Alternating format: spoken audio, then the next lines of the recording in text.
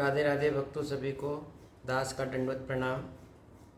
भक्तों, जैसे आप सभी को पता है कि हमारे लाल जी का जन्मोत्सव आने वाला है, भगवान श्री कृष्ण का प्राकट्य उत्सव दिवस।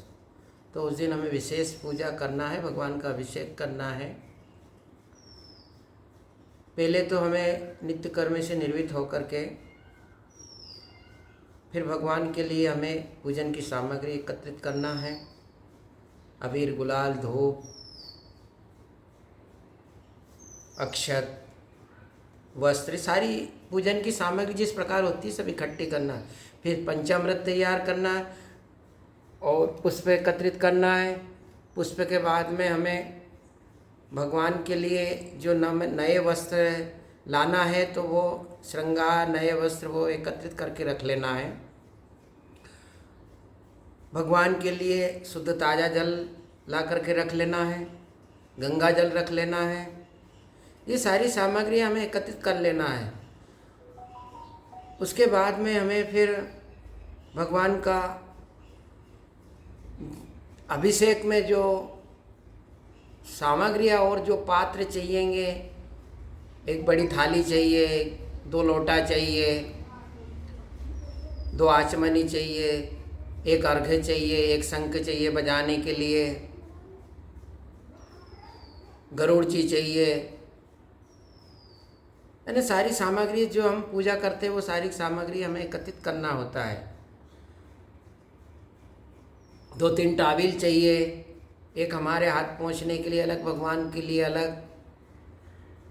और सबसे पहले हमें फिर आचमन करना है। आचमन के बाद में फिर हमें भगवान गणेश जी का आवाहन पूजन करना है, सब देवताओं का आवाहन पूजन करना है, फिर भगवान का आवाहन पूजन करना है।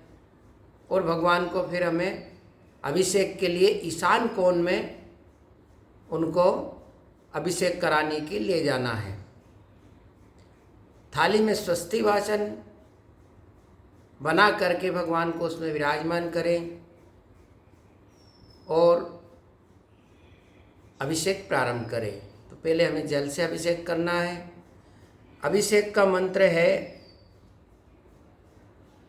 क्लीं कृष्णाय गोविंदाय गोपीजन वल्लभाय नमः। ये मंत्र है, इस मंत्र से आप अभिषेक कर सकते हैं। ओम नमो भगवते वासुदेवाय से भी आप मंत्र जाप कर सकते, भगवान का अभिषेक कर सकते हैं। कृष्णाय वासुदेवाय हरि परमात्मा ने प्रणत क्लेश नाशाय गोविंदाय नमो नमः, इस मंत्र से भी आप अभिषेक कर सकते हैं, जैसा आपको उचित लगे। शुद्ध जल से स्नान करा के फिर दूध दही पंचामृत से स्नान कराएं, फिर शुद्ध जल से स्नान कराएं। फिर अगर आपकी श्रद्धा हो तो रसों से भी स्नान करा सकते हैं। गन्ने का रस हो, आम का हो, मौसम्बी का हो, अनार का हो, जो भी हो उससे भी आप भगवान का अभिषेक कर सकते हैं। फिर शुद्ध जल से स्नान कराएं, फिर इत्र से, सुगंधित इत्र से भगवान का स्नान कराएं। ये सब होने के बाद में फिर भगवान को एक साफ वस्त्र से उनके शरीर को पोंछना है, श्रृंगार कराना है, तिलक लगाना है और सिंहासन पे विराजमान करना है।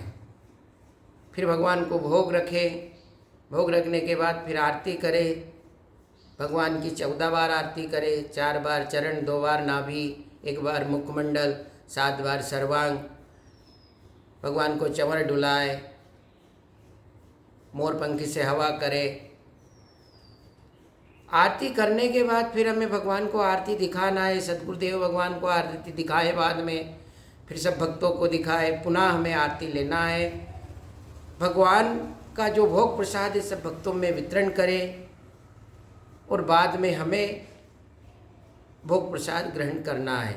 उसके बाद में संकीर्तन करें। तो ये भगवान यही क्रम था। तो सभी से मेरा कोटि कोटि प्रणाम करते हुए मैं यही कहना चाहता हूँ कि सभी अपने अपने घरों में भगवान का अभिषेक करें। राधे राधे।